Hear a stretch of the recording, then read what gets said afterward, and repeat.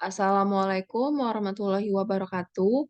Perkenalkan, nama saya Sabrina Audrey Yasmin dengan NIM C1C0202137 dari kelas R10. Di sini saya akan menjelaskan materi akuntansi syariah yang berjudul akad-akad lainnya dengan dosen pengampu Bapak Dr. Wirmi Eka Putra, SE, MSI, CIQNR, dan CSRS.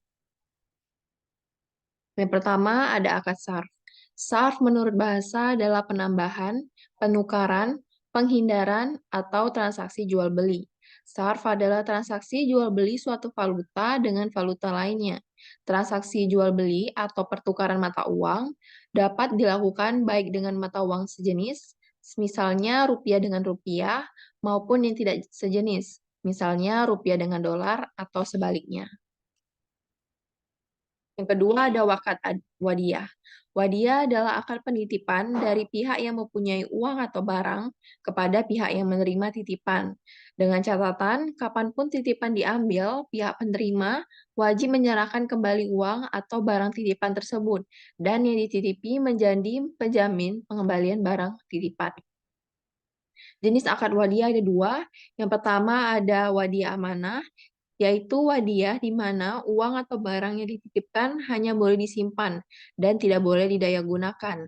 Yang kedua ada wadiah yadamanah, yaitu wadiah di mana si penerima titipan dapat memanfaatkan barang titipan tersebut dengan seizin pemilik dan menjamin untuk mengembalikan titipan tersebut secara utuh setiap saat si pemilik menghendakinya. Sumber hukum akad wadiah, tunaikanlah amanat itu kepada orang yang memberi amanat kepadamu, dan jangan kamu mengkhianati orang yang mengkhianatimu. Hadis riwayat Abu Dawud dan At-Tirmidzi. Yang ketiga ada akad al-wakalah. Akad wakalah adalah akad pelimpahan kekuasaan oleh satu pihak kepada pihak lain dalam hal yang boleh diwakilkan. Sebabnya adalah tidak semua hal dapat diwakilkan. Contohnya sholat, puasa, kisas, talak, dan lain sebagainya. Sumber hukum akad al-wakalah, maka suruhlah salah seorang di antara kamu pergi ke kota dengan membawa uang perakmu itu. Quran surat 18:2-19. Yang keempat ada akad kafalah. Akad kafalah yaitu perjanjian pemberian jaminan yang diberikan oleh penanggung atau kafiil kepada pihak ketiga atau makfulahu untuk memenuhi kewajiban pihak kedua atau pihak yang ditanggung atau makful anhu atau ashil. Sumber hukum akad kafalah, dan dia atau Allah menjadikan Zakaria sebagai penjaminnya atau Maryam. Quran surat 3:2-3:7. Selanjutnya ada Kardul Hasan. Kardul Hasan adalah pinjaman tanpa dikenakan biaya atau hanya wajib membayar sebesar pokok utangnya. Pinjaman uang seperti inilah yang sesuai dengan ketentuan syariah atau tidak ada riba. Karena kalau meminjamkan uang, maka ia tidak boleh meminta pengembalian yang lebih besar dari pinjaman yang diberikan. Sumber hukum, dan jika ia atau orang yang berutang itu dalam kesulitan, berilah tangguh sampai ia berkelapangan, dan menyedekahkan atau sebagian atau semua utang itu. Lebih baik bagimu jika kamu mengetahui. Quran surat 2:2-20. Yang keenam ada akad hiwalah. Hiwalah secara harfiah artinya pengalihan, pemindahan, perubahan warna kulit, atau memikul sesuatu di atas pundak. Objek yang dialihkan dapat berupa utang atau piutang. Jika dialihkan utang, maka akad hawala merupakan akad pengalihan utang dari satu pihak yang berutang kepada pihak lain yang wajib menanggung utangnya. Jika dialihkan piutang, maka akad hawala merupakan akad pengalihan piutang dari satu pihak yang berpiutang kepada pihak lain untuk mengambil alih piutang yang dimilikinya. Dengan pengalihan ini, pihak yang berpiutang akan menerima uang dari yang telah mengambil alih piutang. Sumber hukum, menunda pembayaran bagi orang yang mampu adalah kezaliman.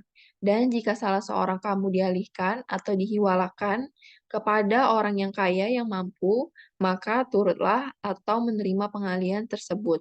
Hadis riwayat Bukhari Muslim.